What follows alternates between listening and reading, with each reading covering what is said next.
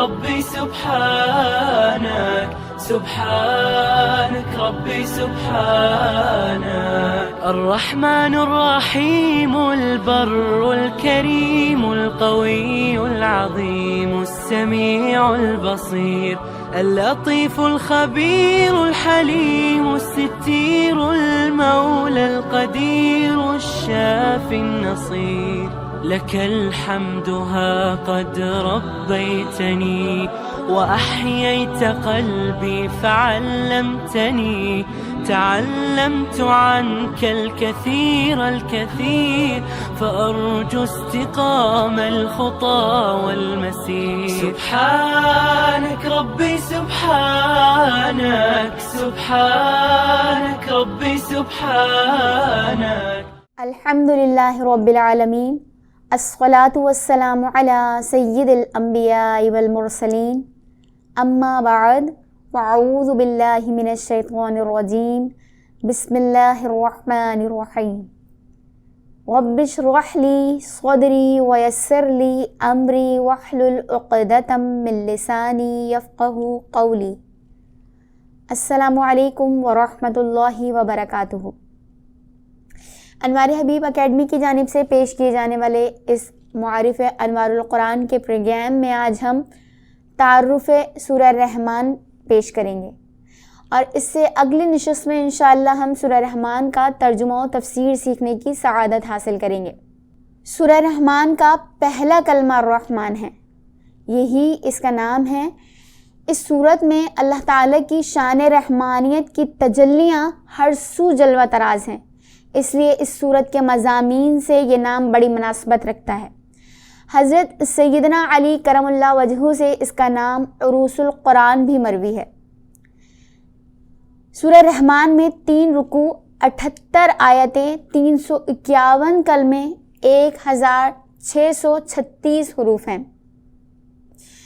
اس کے نزول کے اعتبار سے یہ روایت موجود ہیں کہ اگرچہ چند حضرات نے اسے مدنی صورتوں میں شمار کیا ہے، لیکن اکثر علماء تفسیر کی یہی رائے ہے کہ اس کا نزول مکہ مکرمہ میں ہوا.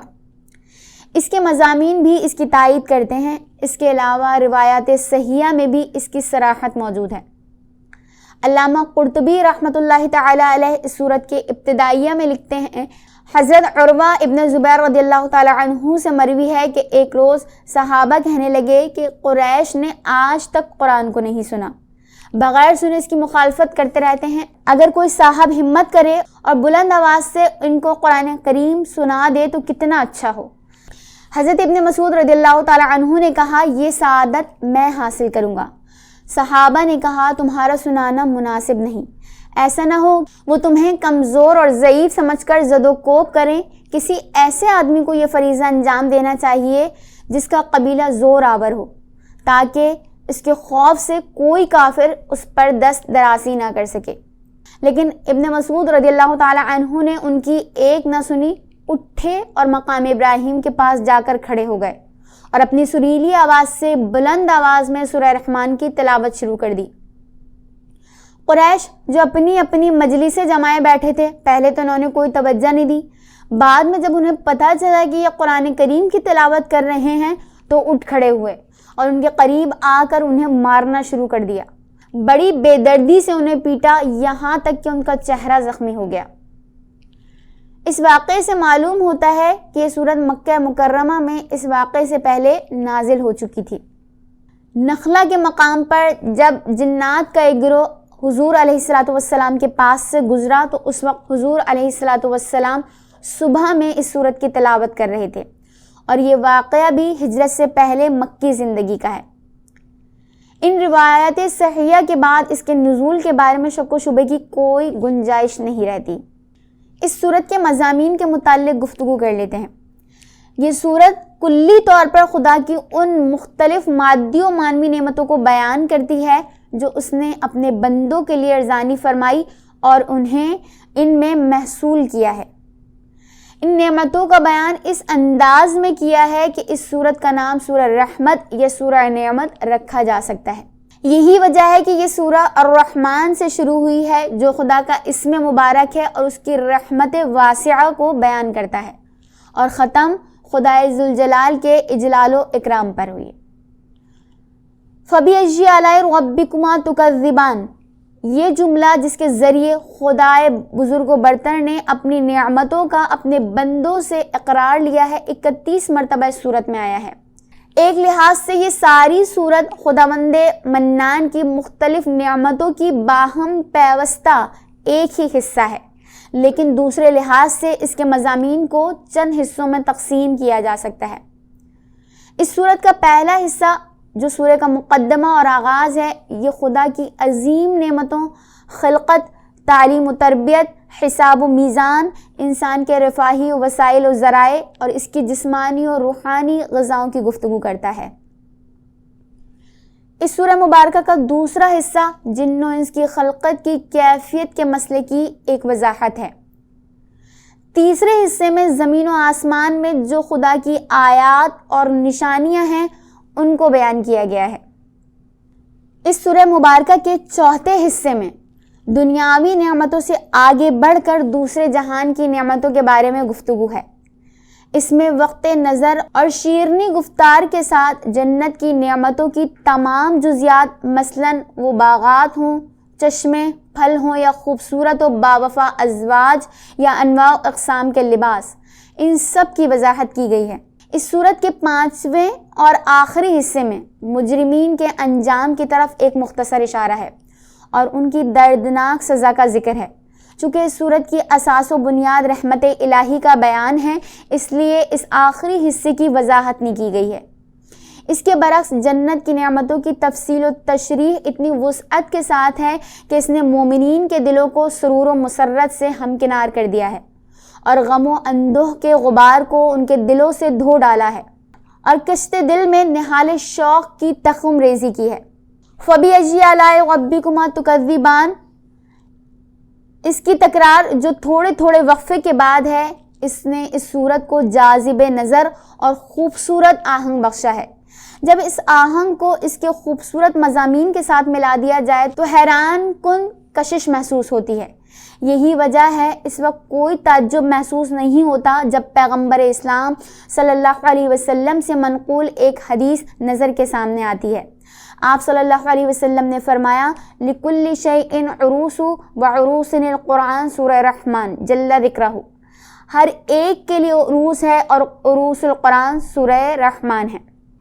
قابل توجہ بات یہ ہے کہ لفظ عروس اگرچہ فارسی زبان میں صرف عورت کے لیے ہی بولا جاتا ہے، لیکن لغت عرب میں عورت و مرد دونوں کے لیے، جب تک وہ مراسم عروسی میں رہیں ان پر اس کا اطلاق ہوتا ہے۔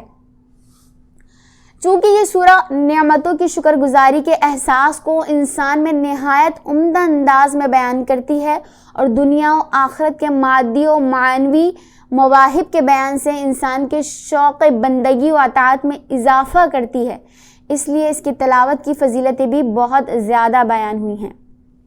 تلاوت وہ کہ جو انسان روح کی گہرائیوں میں نفوذ کرے اور احساسی حقائق کے لیے تحریک کے باعث ہو، نہ کہ صرف زبان تک محدود ہو۔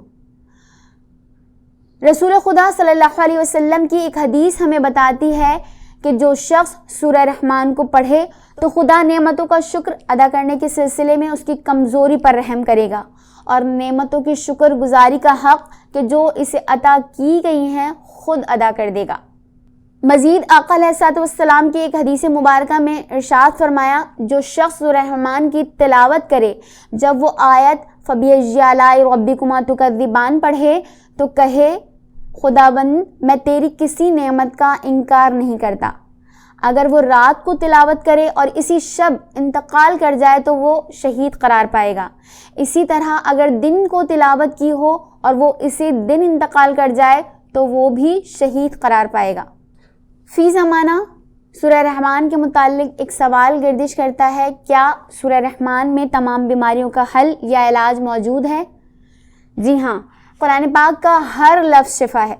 بعض عملی تجربوں سے یہ بھی بات ثابت ہو چکی ہے کہ کائنات میں کسی بھی فرد کو کسی قسم کا کوئی عارضہ لاحق ہو، کوئی ذہنی الجھن ہو یا کوئی قلبی بے چینی ہو، کسی بھی قسم کا جادو آسیب کا سایہ ہو، سورہ رحمان ہر ایسی تکلیف، بدبختی اور نحوست کے لیے تیر بہدف ہے۔ یاد رکھیے کہ سورہ رحمان اللہ عز و جل کی صفت خاص ہے، جو بحیثیت رحمان تمام انسانوں کو، چاہے وہ کسی مذہب، فرقے یا کردار کے مالک ہوں، سب پر یکساں مہربان ہے۔ کوئی اس بات کو تسلیم کرے یا نہ کرے، کوئی اچھے کام کرتا ہو یا برے، اس پاک ذات کی مہربانیاں سب کے لیے یکساں ہیں۔ بالخصوص سماعت قرآن کے سلسلے میں جب آپ آنکھیں بند اور ذہن کو خالی کر کے صرف اللہ کا تصور باندھ کر بیٹھتے ہیں تو قلب و ذہن میں اللہ کی یکسوئی آپ کو رحمت کے نور سے مستغرق کر دیتی ہے۔ جسمانی بیماریاں تو بہت چھوٹی چیز ہیں، اصل بیماری سوچ کی ہے۔ منفی سوچ یا خیالات کے رد عمل سے جنم لینے والی یہ تمام بیماریاں جسم کو دیمک کی طرح چاٹ جاتی ہیں۔ تاہم اس منفی سوچ کو مثبت سوچ کے پاکیزہ جذبوں کے ذریعے ہی ختم کیا جا سکتا ہے۔ سید عالم حضور پرنور صلی اللہ علیہ وسلم نے ارشاد فرمایا، بے شک بہترین دوست اور وفا کرنے والی پاک ذات صرف اللہ کی ہے۔ ہر شے اللہ تعالیٰ کی ملکیت ہے، جو بھی اسے سچے دل سے پکارتا ہے وہ اس کی داد رسی کرتا ہے۔ الحمدللہ آج ہم نے سورہ رحمان کا تعارف پیش کیا۔ سورہ رحمان کے تعارف کے بعد انشاءاللہ ہم اس کا ترجمہ و تفسیر سیکھیں گے۔ اللہ تعالی ہمیں اپنی نافرمانی سے بچائے اور اپنے ہر قسم کے عذاب سے پناہ دے، اپنے پیارے حبیب علیہ الصلوۃ والسلام کی غلامی کی توفیق مرحمت فرمائے اور ان کی محبت کی دولت سے مالا مال کر دے اور اپنے ان سعادت مند بندوں میں شامل کر دے جن پر وہ راضی ہے۔ وما علینا الا البلاغ۔ سبحانك ربي سبحانك، سبحانك ربي سبحانك، سبحانك ربي سبحانك۔